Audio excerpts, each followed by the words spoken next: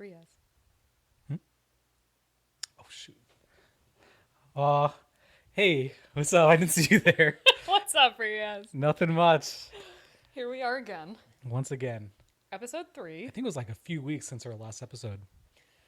It's definitely been a lot more than a few weeks. Has it? The last time we filmed, I was genuinely wearing like a sweater, and I don't remember what pants I was wearing, but I remember that I was wearing a sweater. It's brave in the July heat. Yeah, intense. Yeah, it's really just intense stuff. I don't know. What would you wear in July optimally? Not a sweater. What's your go-to? I just can't Yeah. lie to the people. I think that's the problem. I just can't. It's been 6 months since we last recorded. Just a lot of technical errors. It was soul crushing. That's actually kind of what I was thinking about episode 3. Like, I can't believe that. I mean, technically, this is episode 3, but we have recorded 3 full episodes already, which is kind of impressive. Yeah, I was just thinking this episode really should be named Resilience, but I don't think we can double down. Resilience Part 2? Is that a thing?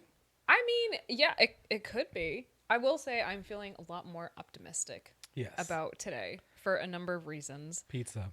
Yeah, we made pizza. I feel like we just like did all the de-stressing activities, and now I'm just like ready to record a great episode. Are you feeling optimistic? No. I mean, I'm feeling like normal, but I don't think it's optimistic. I just feel like we're going to show up and we're going to do great. That's like, I don't need optimism for us to perform at, peak levels. I think that's just us, hopefully. But I kind of give myself, whenever I'm performing anything, just like artificial confidence. Yeah. So I don't need the optimism because I tell myself I'm the best, even if it's not true. Okay. Yeah. Just like blind confidence. Yeah, but it's like situational, like on a test. Like before I go in, I'm like, I know everything here. Like I'm going to nail this because any room for self-doubt, it doesn't benefit you at all. Okay. Right? So it's like if you're performing like musically, there's no room for like ego or like to be self-conscious, right? That's the ego speaking. It's me. Oh my gosh, right? What are they going to think of me if I make a mistake? It's like, no, you're the best and you're going to share your gift with the audience. That to me kind of rings of optimism.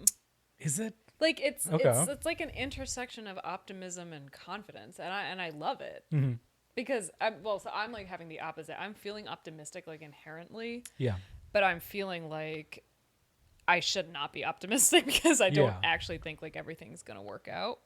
Yeah, I feel like I don't have that feeling like everything's always gonna be okay. I feel like that could lead myself up to failure. I don't want to like put that out in the world. I just want to kind of go one step at a time. Yeah. So I don't know. But I like the confidence and the positivity. Yeah. It almost feels like manifesting a little bit. Absolutely. Do you believe in manifesting? Not to like the nth degree. Okay. But I do to some level. Like I think it's definitely helpful to, put that energy out there. Because if you don't think you can win or do it, you've already lost, right? Like, yeah, honestly, that's true. I do believe that. Yeah. Or even like, I think on certain things you can definitely like, if you don't think you can, that's a bad example. I was gonna say drive. Like, let's just say if you're completely sober and you're like, oh, I don't know. Okay. You can probably do it. If you're not sober, no, don't. there are certain things you should not that's what I'm manifest saying. your way into. That's what I'm saying. Driving is an awful example. I think like a test. You can definitely don't need to like have confidence. You can go and feeling awful and still like a 68 and pass. But yeah, I think if you're really going for peak performance, you're trying to like do something, you got to believe you can do it. If you don't, I think it's over. So maybe that concept is more positivity than optimism. Yeah, just forced positivity. Yeah. Calculated and forced, and then when you're done, you crash. I think there's a lot of sports psychologists that agree with that and preach that mentality. Yeah.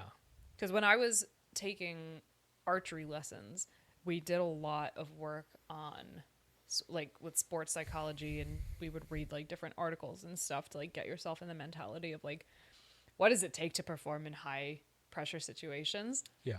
And I'm actually really grateful for that experience because I think I kind of carried that with me, like the ability to critique yourself but be positive about it, and with just as many this is more like the prep than like the showing up. Like I think the scenario you described is like when you've done all the prep and then you're ready to show up and be like, I'm gonna nail this, I'm ready, I'm prepared.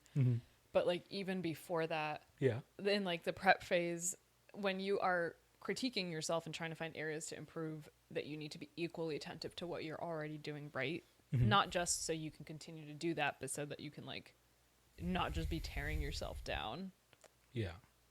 And just like I feel like there's just the bottom line of that psychology feels like it's important to be like positive to yourself, and that will reap better results, not for like a feel good like mushy gushy kind of thing, even though I interpret it that way. I think that like positivity just inherently reaps better rewards, but it just contrasts, I think, the overall like high performers tend to be, I feel like, kind of negative, high stress people. And I think that the psychology and the facts show the opposite, that someone who is confident and positive towards themselves is probably more likely to do better. I feel like maybe you'd live a more balanced and fulfilling life if you're like positive. But I feel like for the high performers, it's very negative. There's a lot of negativity. Some people can do it positively, but I feel like it's a lot of negativity because I definitely fuel myself through negativity.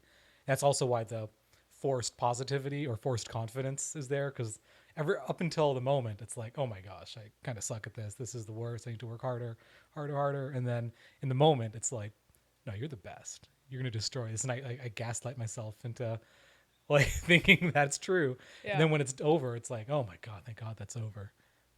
Well, that might be the only scenario where gaslighting is acceptable. If you're gaslighting yourself into doing better, into being confident and positive about yourself, then sure. It's just like no room for it, I feel like. Yeah. Or it's not that there's no room for it, it's just there's no benefit to having the negativity when the moment comes. There's no benefit when you're lamenting over the deadline in 3 hours, right? It's game time. You got to start plugging away in that keyboard. You got to start typing up that essay. Emailing your boss. I need to quit. This is my resignation. Wait, what? No, it's like if deadline's coming. Oh, yeah. I'm out. Yeah. Fair. I think it's interesting. I do agree. Like as a high performing person who is also very high stress, I think that I agree that high performing people tend to be high stress people, but I wonder if that's like nature or nurture. Like, is that something that we learn? Like you have to be high stress if you're high performing, or is that something that you just kind of end up with because it's kind of like par for the course? Yeah.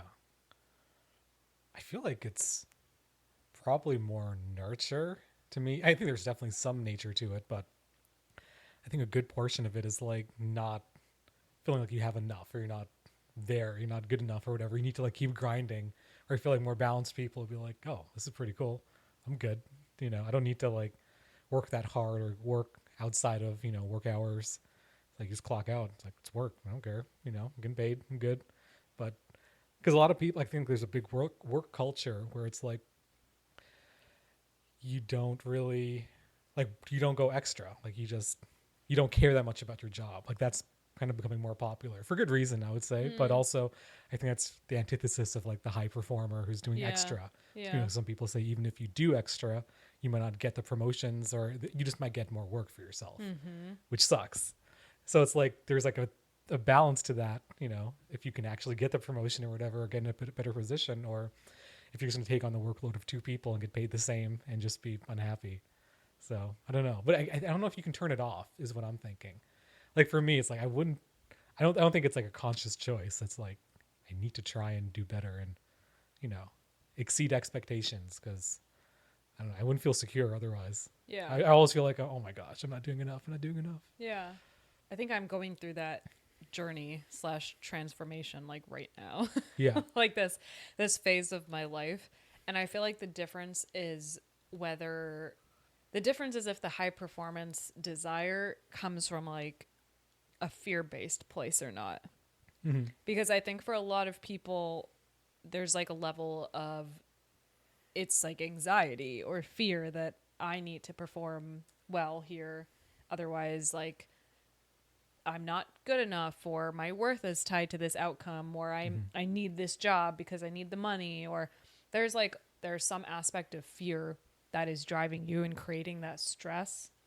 I think that you can still be a high performing person who does hold yourself to high standards, but it not come from a fear-based place. And you have that confidence in yourself, and I'm worthy, I have good work ethic, and I can still set boundaries for myself and, perform, be a high performer, but without the stress or the fear. Yeah, I feel like it's just playing at 80% is like the key. Like not going 100. Like just give like 100% might be too much. Might be like no breaks whatsoever and working outside of work. Putting in extra hours. Whereas 80% could just be like, yeah, you did well. You clock out and you're done. You're still doing a lot, but you're not going that extra mile. Like, it's not necessary. I don't know. I think that there's a way though. I guess that's what I'm saying. I think the 100% is associated with like doing too much because it's associated with the stress. But I think you can still give 100%, like be all in on something. But when you take the stress out of it and you just do it because you're like, this is the quality of the product that I do, then you can, I think, have a bit more of a grounded perspective on like, can I give 100% right now? Yeah. Or I can give 100% 3 days of the week, but on the other 2 days, I'm not feeling well, or somebody else needs to pick up the slack, or whatever it is, and like give yourself that break. But I think some people do take that approach of like, the only way I can take that stress out of the equation is if I actively just say, I'm not going to do 100%. I'm going to do less. Yeah.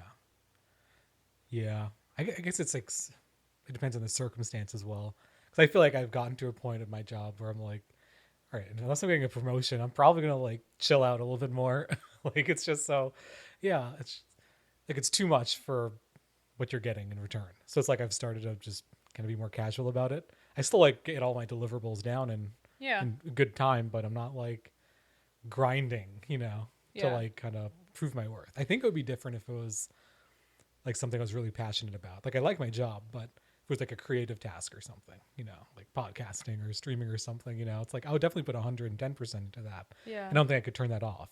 Yeah. But I'm getting to the point with my job where it's like, I don't have like as much imposter syndrome anymore. So I'm just like, yeah, it's fine. It's fine if I not cut corners, but if I just give myself a few breaks here and there, So they could see this at some point. Yeah, no, that's what I'm saying. I still like get everything done. It's like no one's upset at my work. If anyone's upset, I'll be like, all right. Or if I produce some deliverable and it has mistakes in it, it's like, all right, I'll do everything I can do to rectify that, and I'll make sure it doesn't happen again. Yeah. But in general, it's like I think I'm finding a better work-life balance in that sense, even though I'm not working like a whole lot. Yeah. Like it's part-time right now, but I think there's a lot of it that has to do with American work culture, though. Yeah.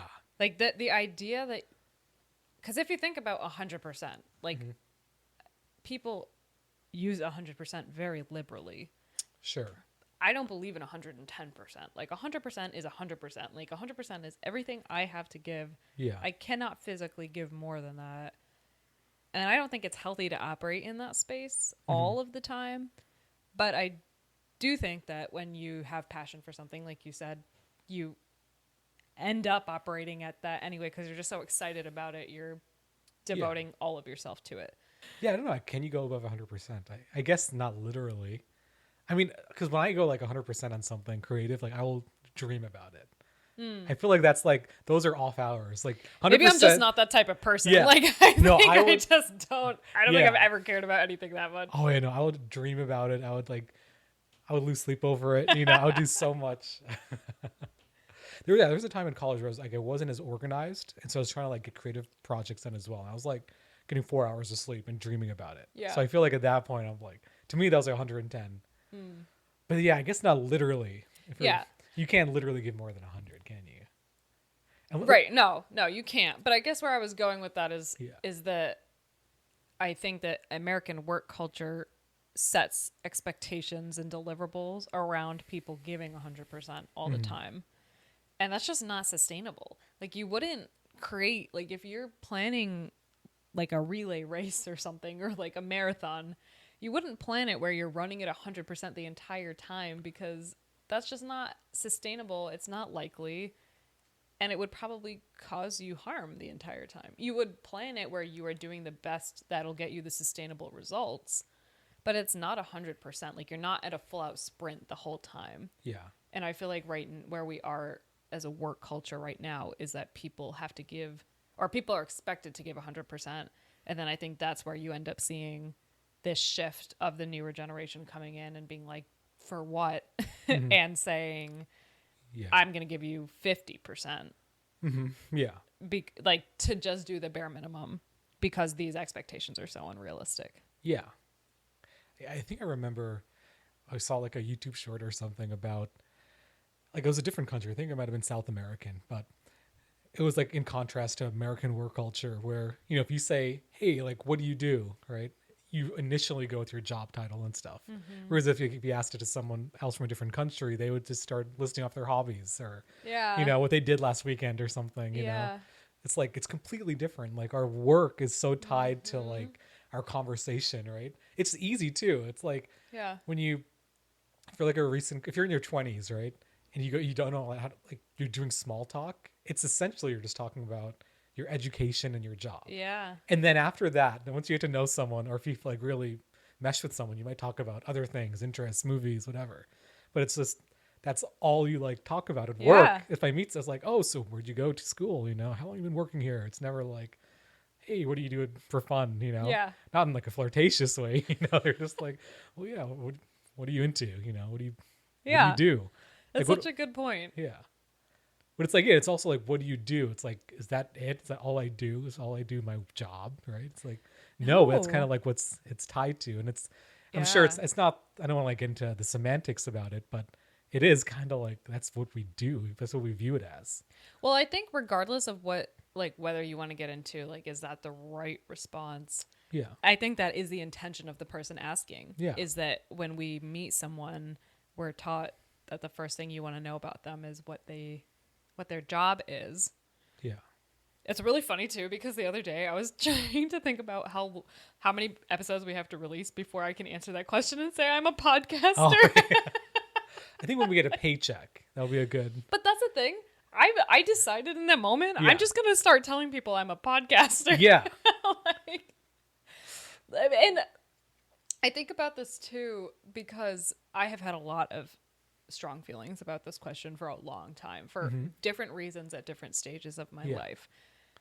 When I was graduating college, I really hated meeting people or seeing people that I hadn't seen in a while because I knew they were going to ask me, what are you doing after school?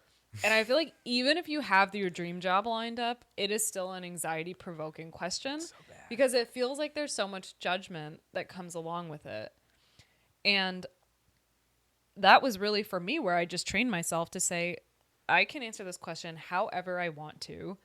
This random person, if they're even asking me that question, then they're clearly not someone who's close enough to actually know what my decision is or what my decision-making process is for work.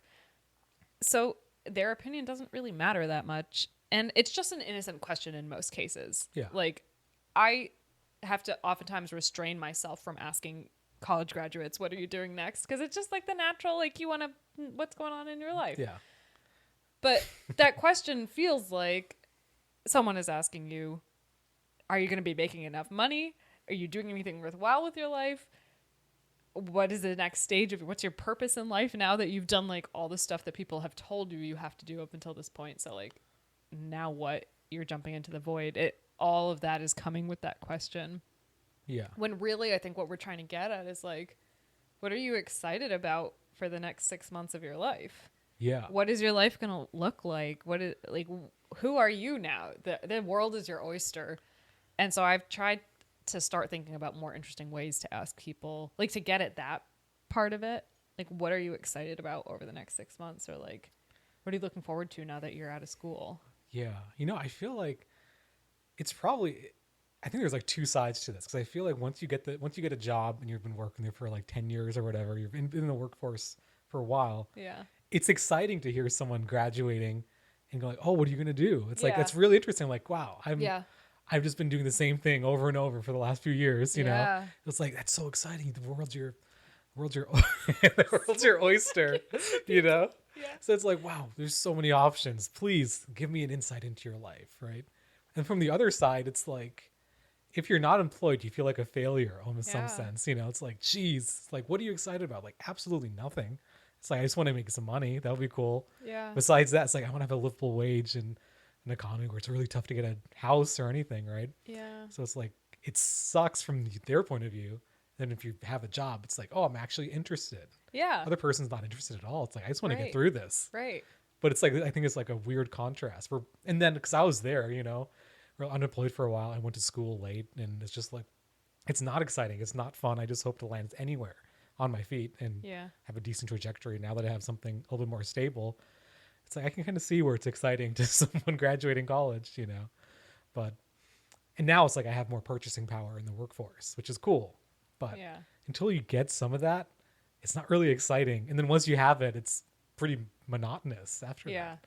So yeah, it's kind of like fun seeing someone, you know, forge their path, but Yeah. it's awful forging it. Right. But so it's interesting because then that's making me come back full circle to like the 100% thing. The monotony of having a stable job. Like, I feel like stable job should not be synonymous with monotonous, but it is, because for a lot of people, that's what happens and life gets dull. Yeah. But I feel like that is a byproduct of giving 100% of yourself at work, because then you have nothing left to give in the rest of your life. You sign off of work and you're like exhausted and you're not doing anything afterward. Mm-hmm. Whereas I feel like part of the shift for me is adopting my mentality so that I can give the maximum of my work self at work, but still have something left to give back to myself in my life, which is really what all of this is about. Mm-hmm. And that's where, like, now I'm having the energy to do like the podcast and to work out and like do all this stuff, because I am figuring out how to be the rest, like be my actual self, and let work just be one part of myself. Yeah. Yeah, it's tough for me. I don't know if I can ever get there. I feel like for me, work is like, I like my job. Like, I have to look at data all the time and make spreadsheets and make maps. And then it's like, even then, it's like such a good job for me. And I'm like, I dream the day I can quit, you know? Yeah. It's like, I don't see myself ever hitting an end game, just working 9 to 5, even though it's like, that's the smartest path ahead, but I just can't, I don't know. It's so unfulfilling, even though I like the work, just that aspect, like working kind of sucks. And maybe it's part of the work culture, but I think it definitely could be. Yeah. I happen to enjoy a lot of aspects of my job. Oh, yeah. Like, there's challenges that come with it, but I think I enjoy having like a career, like a traditional career. Yeah. I think it's what makes me happy and it's what I'm good at. It's just making sure that I don't get sucked into the patterns of giving all of myself to the job that would result in me not having anything left outside of that. Mm-hmm. And it's taking me, I've been in the workforce for like several years. It's not like this was an immediate thing. Yeah. And for a long time, I enjoyed having work be the top priority in my life, because Yeah. I don't have any other serious priorities going on at this time. Like, I don't have pets. I don't have kids. Like, I can be selfish and prioritize whatever I want. Yeah. But, I don't know. I feel like it was never that unhealthy. Like, thankfully, I was in a job where my colleagues and my supervisors all also prioritized work-life balance. So I was never really put in too many tough situations to begin with. Yeah. As I have moved up in my career, I think it's just more natural. You have more responsibility to be put in those situations where you have to decide like what your boundaries are. And but for me, again, thankfully, I've been in situations where other people there have prioritized the work-life balance. So a lot of it comes down to, what are the reasonable expectations? Yeah. And how do I maintain a culture in a country that is just very used to things moving 1,000,000 miles an hour? Mm-hmm. Yeah, it's tough to find motivation, I think. If there's no opportunity for growth, I feel like I just lose motivation. Because I don't know if you ever heard of in China, they have this saying called bailan, which is just you lie down. You just because there's no opportunity for promotions. So there's this big work culture where it's like you just do the bare minimum you can do, because you're never going to get promoted. So I feel like in my job it's like I'm not, nothing I can do extra to get promoted. Like I'm just looking for other like transfers or whatever. So it's like, yeah, if my boss is listening, this is not true, by the way. Yeah, But you know, it's just like we should include a lot of this. It's just like, yeah, I don't know. You do the minimum to some degree. You know, it's like you lose motivation. Really, I feel like. Yeah. And it's not. I'm not trying to compare myself to the like average Chinese citizen. You know, like they have it much worse working under the those circumstances. But it's like that. I think it just shows like if there's no motivation, if there's no carrot in front of you, you really do lose a lot of the human spirit, I feel like. Yeah. I don't know. I don't want to oversimplify how difficult this economy, this environment, this, thriving in this country, in this world is. But I also think that your commitment to yourself and your ability to forge your own path makes a big difference. And so even if you don't see continuation at the current place you're at, I would say if you do the best that you can, I feel like you can have transferable skills that will help you excel somewhere else. Yeah, definitely. So to me, that would still motivate me to do the most, even if I knew my current job was a dead end. Because I just wouldn't expect them to do. I guess in some ways that's like the cynic in me. That's like I know no one else is going to do anything for me. Definitely. Like even if there was supposed to be a trajectory, I'd be like, why would they give me the promotion? Like I'm not going to expect that. Mm-hmm. So I would just assume, okay, I'm going to have to go somewhere else and get the promotion or something. Yeah. So I guess, yeah, it just feels very much like I would forge my own path. Yeah, I feel like it's tough though, because to me, I feel like forging your own path is like a privilege to some degree. Oh yeah, like, no, I agree. And I consider like not everyone can forge your own path. Yeah. Even if they have the resources to, it's like difficult. Yeah. It's very emotionally draining. Yeah. It takes a lot out of you, and it's like, it's so much just to like sustain. Yeah. Which is also tough for me because I'm not motivated because I don't have a passion for work. I don't know if I ever could. In terms of like a traditional job. Yeah. It's so like, I don't know. It's so tough to motivate to like self-study, or if things are slow at work to be like, I'm going to learn some coding now. It's yeah. Like, I'm like, I don't know if I care enough, like I get everything done. I get it done on time. And then it's like, I don't know if I want to go the extra mile for like work. It's tough. Yeah. I don't know. It's never about work for me. Like it's always about like the money or the like it always goes back to like what do I want for myself in life. It's not about the work achievement. Which is also like it's so funny because I don't know if you remember when I was streaming, like the first time I streamed like full time, and you're like you had all these like fancy spreadsheets and you're like, let's you need to think about this long term and let's see what your goals are. And like we went through everything and we tried to get an estimate for my daily cost of life. It came out to like $35,000. Yeah.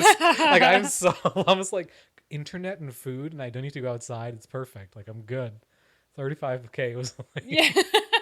I think prices have risen since then, but I don't need much. So it's like if I just get a decent job, like I just don't really shoot for the stars in that aspect. So it's tough to like. But if that's what makes you happy, though, like I think that's what it comes back to. I don't think that everybody needs to be like the CEO of a Fortune 500 company to be happy. Yeah.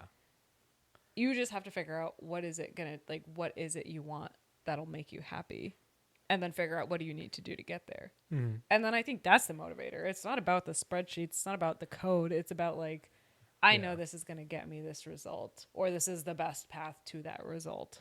Mm-hmm.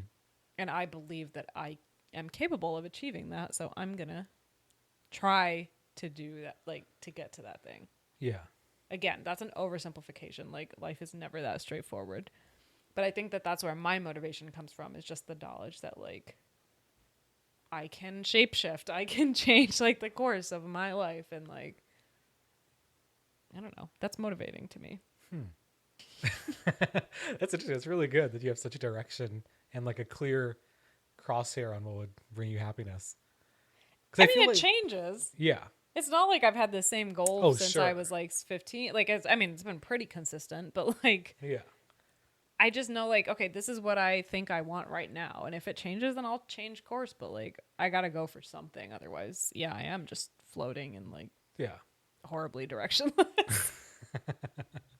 Speaking of shapeshifting, let's hear it. If you had a friend who was a shapeshifter, would you pet them? Pet them? Yeah. Pre-shift or like post-shift? I guess either. I mean, I don't know. Would they want to? I feel like that's intimate. Pretty intimate. That's why it's a question. Yeah, I mean, if they needed it, they're having a really rough day.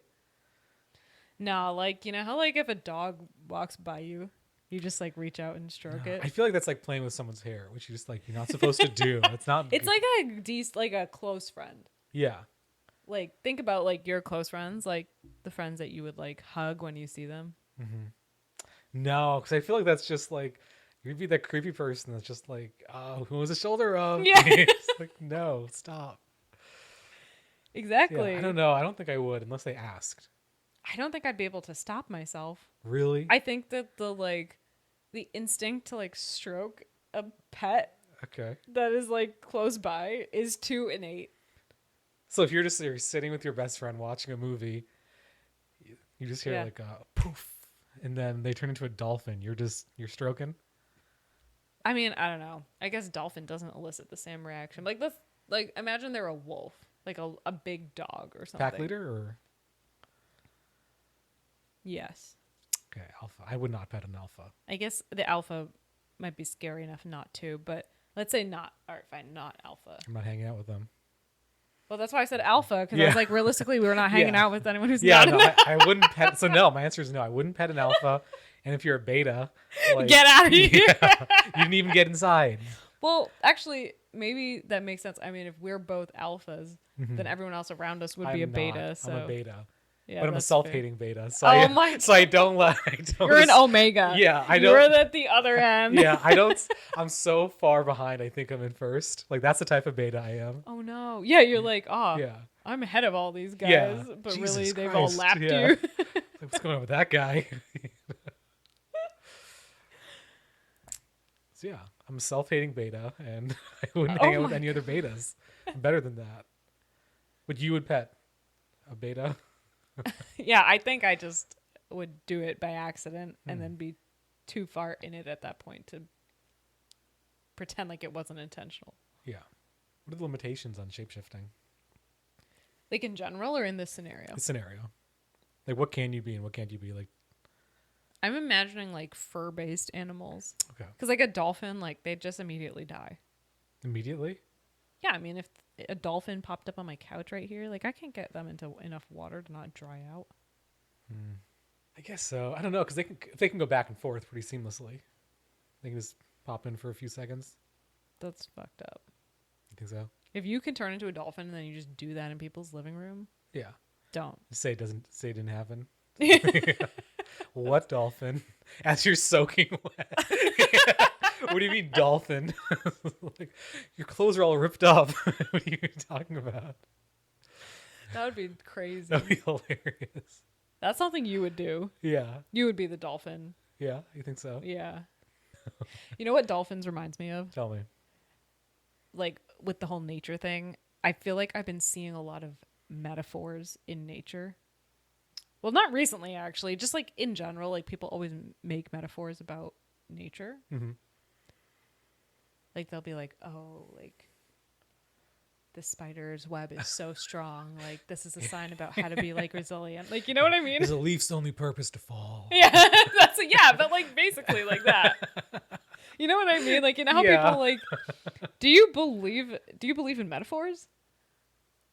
Kinda. I mean, I think we're assigning meaning to things that just happen. Yeah. But there can be some beauty in the fact that they do happen. Yeah. Yeah. Do you think that it's like a 1-to-1 though? Like just because the trees have to turn brown and all the leaves fall off, but then they regrow the next, like, that means something about changing as a person and to some degree, but not like sentimentally, I would say. okay. Yeah, because it's like it just happens. It's what the tree does to survive. Whereas I don't think we always necessarily change to survive. It doesn't, like, I don't think we necessarily change. Like the metaphor would be like we change to mimic nature to survive. It's like, no, we change because, like, we just saw an episode of Breaking Bad and now we think, selling drugs is epic. It's like, I don't know. I mean, we just change all the time through like our influences. There's a lot of nature in that, or nurture. So yeah, I don't know. I think like you see like a stand-up comedy special and I was like, wow, I like that style of humor, and you might gravitate towards that. Yeah. It's not because it's winter, it's because you decided to. So I think there's like that aspect. It's like not as physical and yeah, it's just what the trees evolved to. Okay. I don't think we've evolved to. Yeah. You're saying they're not like related, but we can still learn something from it? Yeah, I think it's beautiful the way the tree persists. Yeah. And survives in times when it's like there's snow and you're not blooming in any way, like you're just surviving somehow. Yeah. It's like, that's pretty cool. Yeah. It's like resilience. But I don't know if we are that all the time. I think it's easy to think that, but right. I don't know. You know what was a nice metaphor that I thought about the other day, or like that I Is this like a homebrew? it Did like you make occurred it to me. No, like I looked out into nature and I saw something and I was like, wow, this is really reflective of. Okay. There's like a cornfield across the road right here, and I walk past that cornfield every day. I go for a walk on my lunch break, and I always thought like the corn. It just seemed like there was a bunch of seeds dumped. Did not seem like there was a lot of rhyme or reason. Yeah. And I looked out from the window upstairs the other day and I realized that the corn is in like perfect rows. And I was like, wow. Up close, it just looks like chaos.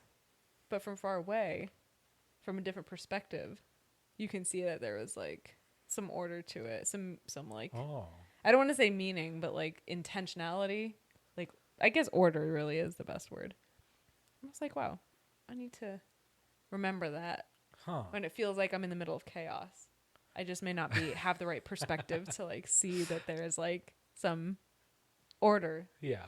Intentionality. That's so funny because I think of that in a completely different light. Okay. Or it's like, okay, so from afar, you look really put together. And then you get up close. Yeah, I mean, it works both ways. Yeah. It is absolutely. And then you get up close, you're like, oh my gosh. Yes. Wow, you're lucky that worked out. Like, jeez.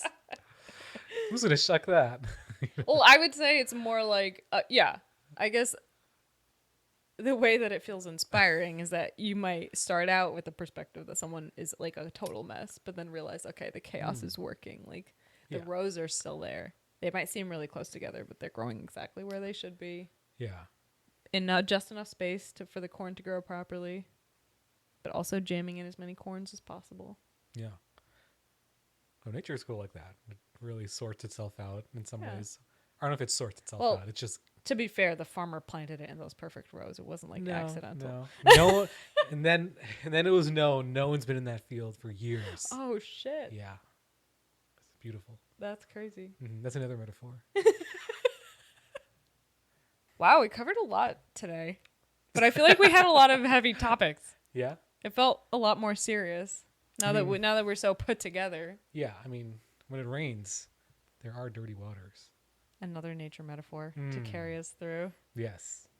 Thanks for tuning in to episode 3, you guys. If you enjoyed the podcast, you can check us out on YouTube, Spotify, or Instagram. For now, Dirty Waters out. Diddle diddle diddle diddle diddle diddle diddle diddle diddle diddle diddle diddle.